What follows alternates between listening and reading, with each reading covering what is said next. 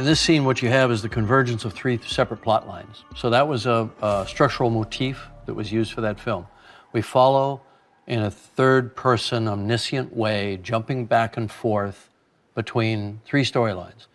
Sarah, introducing her and getting to know her and presumably like her to some extent. And then we see the Terminator arrive through time. We don't know it's through time, but we sort of know he's come from somewhere.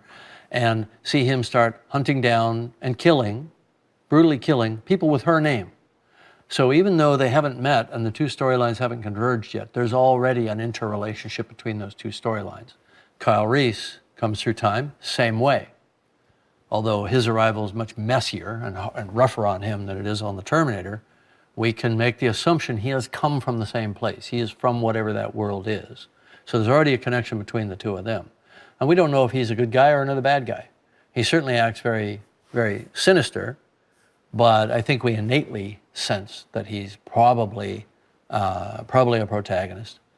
And he goes through getting weapons, getting clothes, doing the same things the Terminator does, just in a different way. He's more furtive. He doesn't hurt anybody.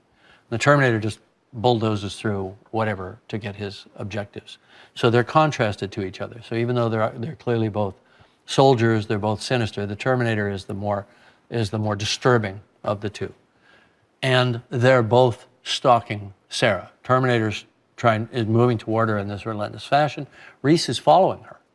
So we don't know if he's a protector or if he's a good guy, if he's a bad guy, but we feel a relentless sense that the three storylines are converging. The music is pounding. So she sits down, she's nervous, and Terminator walks in. The music tells me I'm in the same club. I'm at the door of the club. He's there. He's in the room with her. The killer that we've seen brutally kill two other people in his hunt for her and kill the gun shop owner to get the weapons to do so is now in the room. So it's going to happen. It's going to go down. So we've just started the clock on our chess move. We've just started the clock. And the audience knows it. And they know that this is the beginning of a thing, a set piece, if you will, a scene. It just started. The second you put them both in the same room or in the same space, you've just said to the audience, all right, guys, it's on, right? Now what's going to happen? So the jeopardy just shot up. The jeopardy's been slowly building. It just shot up to a new level. Terminator moves in his very machine-like fashion, searching, right? The clerk tells the bouncer to stop him. He just crushes the guy's hand. He doesn't even look at him. He just glances at him and then moves away. Now he's in scan mode. The hunter-killer machine, scanning like a surveillance camera. His eyes scan, then his head turns to give him more compliance. Then his eyes scan the other way, and then he has to move his head. It's unnatural. It's not human. It's machine-like. It's like a surveillance camera scanning. So that's something that we worked out together in rehearsal. Now here's Sarah. You cut back to the victim, the innocent victim, Bambi. You know, here comes the hunter tromping through the woods. Here's Bambi. It's intercutting. The intercutting intensifies the sense of expectation and builds suspense. Something is going to happen. It is inevitable. He will find her. He's very thorough. So we've established him searching in a very machine-like and thorough fashion. And we've established her sitting there and essentially helpless and worried. Back to him scanning some more, same principle, back to her, rising tension by intercutting, right? Here comes the big move. She knocks the water bottle off her table. And we go into slow motion. We're telling the audience something. The Terminator walks into the frame, scanning relentlessly, doesn't see her, misses her completely. The timing was, we had to do this shot a few times, obviously, to get the timing perfectly. The way he appears to the dancers, the waitresses cross. It's a very stacked, this is using a long lens. If I had done this on a short lens, a wide lens, I'd have seen too much background. I wouldn't have been selective enough. My waitress crossing in the foreground would have been the size of the Hindenburg. Sarah would have been big, Terminator would have been little. The farther I move back, the longer the focal length I use, the more I stack the shot, the more I compress the space, the bigger he is, and the more I'm able to look through a number of dancing bodies and sort of graphic forms that are out of focus to see him. He's the plane of focus. She's not, right? So this is selective. This is being highly selective, leading the audience's eye in a selective fashion by using composition, lighting, focus. He misses her. She comes back up. She didn't see him. Not that she even knows what he looks like. Innocent victim again. We're just reminding the audience who our protagonist is and the fact that she doesn't know what's coming, and it just missed her.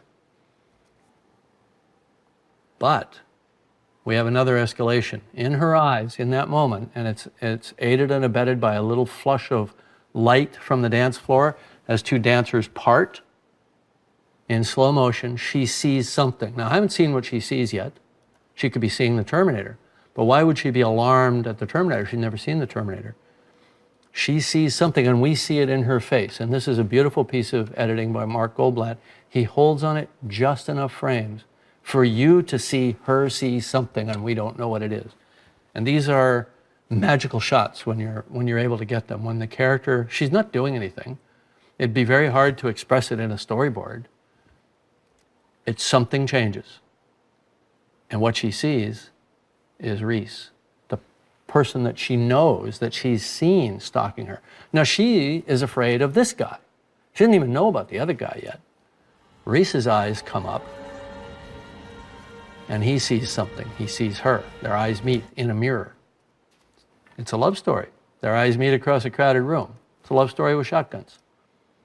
Another long lens shot. That this suggests, and to this day I don't remember if this is supposed to be Sarah's hair or not, that I'm shooting over her and it's a stack shot or this just some random foreground. I think it's a bit of random foreground. But it's a long lens shot.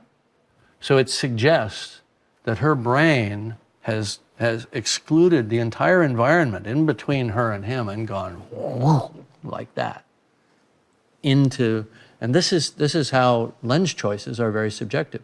If I were to duplicate my experience right now, my subjective experience right now, my vision stretches out to where my hands are, way out here, and way down here, and way up here. If I were to duplicate that with a lens, I'd need to be on like a 10 or a 12 millimeter fisheye lens. It would look ridiculous. It would look highly distorted. So I'm seeing all this, but it's not what my brain is focused on, and it's not what I would remember. So lens choice is about the memory you would have if you were there. So if I saw something really interesting, my focus, my attention would go whoop, just to that thing. A very tiny amount of my visual field. If I walk into a new room, a place I've never seen before, my attention gets much wider. I want to take in the whole space. I want to feel where I am. I want to feel the environment around me, right? That's how we perceive. That's how we go through life, perceiving. And you look at the whole picture and then you see something interesting. Maybe you walk into a big room that's a party, and maybe across the room you see somebody you recognize and your attention goes, yep. You just went from an 18 millimeter lens to a 175 millimeter lens. You just did it in your head.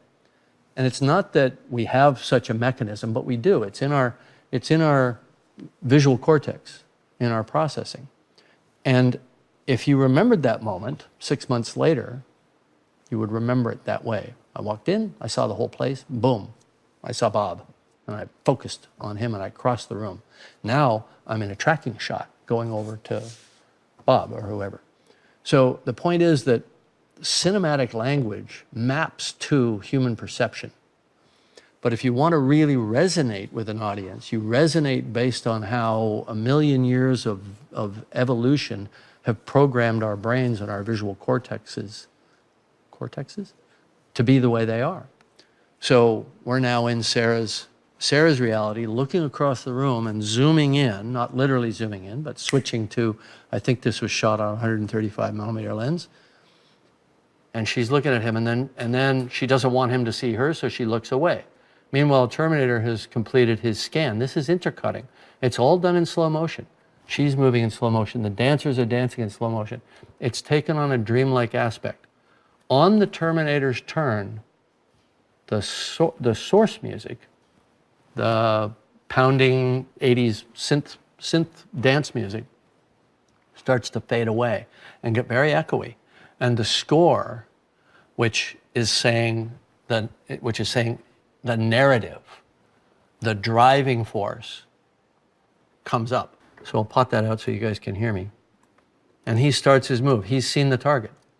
He starts his move. Now we see what he sees. Now at the time I shot this, I thought, well, maybe I'll even go into what we called Terminator vision. I'll go fully subjective. I'll have him analyzing the whole scene. We tried it. I didn't like it because it broke the flow. But we still know we're in his vision. And we're pulling back in front of him, and we're seeing her revealed. It's all in slow motion. So we're stretching time. We're stretching time because we've put you in a state of dread. We've done it with cross-cutting. We've done it by converging the three storylines. We've done it with music. And now we want to stretch that moment. We want you to continue to feel that dread as long as we can stretch it out in a nightmarish fashion. In real life, something like this might have happened in 2 or 3 seconds. We want to stretch it out as long as we can, because once you've gotten the audience to a place that they're enjoying, because perversely, people actually enjoy being scared. They enjoy being tense. They enjoy having an emotional reaction. They also enjoy laughing. They enjoy crying. They enjoy the warmth of a great relationship moment, all those things. But they're here to enjoy all of it and in all its colors and all its dynamics. Once they're enjoying something, you let them stay there as long as you can. You sustain the state. So the slow motion is used to continue to build tension by sustaining and cross-cutting, building the tension. Something's going to happen right now.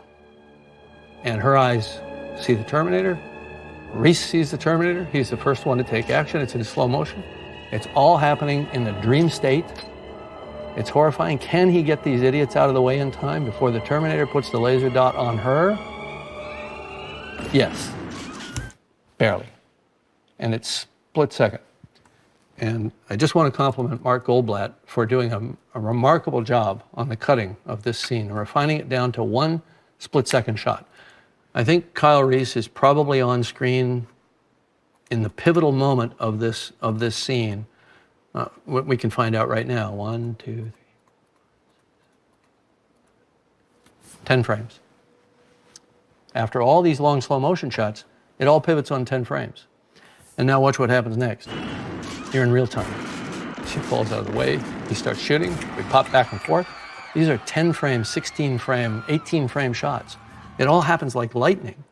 It even seems faster because of the fact, the juxtaposition that you're coming off of slow motion into action. So just to see it again, we're building in slow, nightmarish, dreamlike moment to Reese pulls the trigger, everything pivots on that, and then it's just boom, boom, boom, shot, shot, shot, shot, shot, shot, shot. It's 18 frames per cut. And it doesn't stop again until we find out what happened to the Terminator. And he's on the ground, not dead. Is he dead? And he's completely still. So what the shot is saying is, he's dead. Or is he? No, he's not. I could have gone straight to him opening his eyes, but it was more interesting to do the hand. So now the whole thing just escalated to a new level. We cut to Sarah to show that she saw the result of him taking 6 12-gauge rounds at close range and falling to the ground. She saw that he's getting up, because it's important later that she saw it.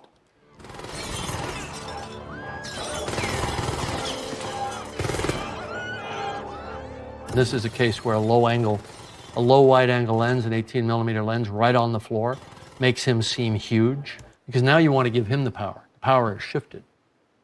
Reese had the power for a moment, but it was ineffective. Now the Terminator is ascendant. He's that which must be feared.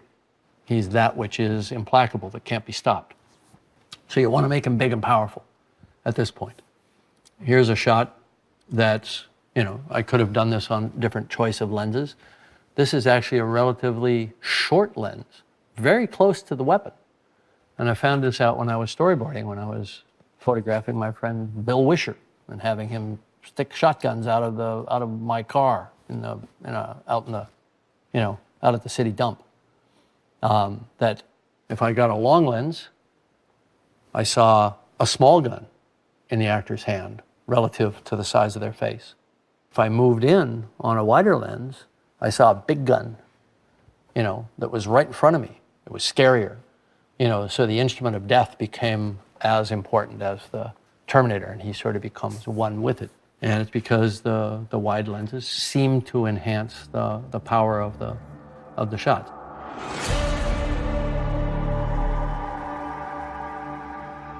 Everything you do, every decision you make, every lens choice you make, everything that you ask an actor to do all adds up to a total effect of a film.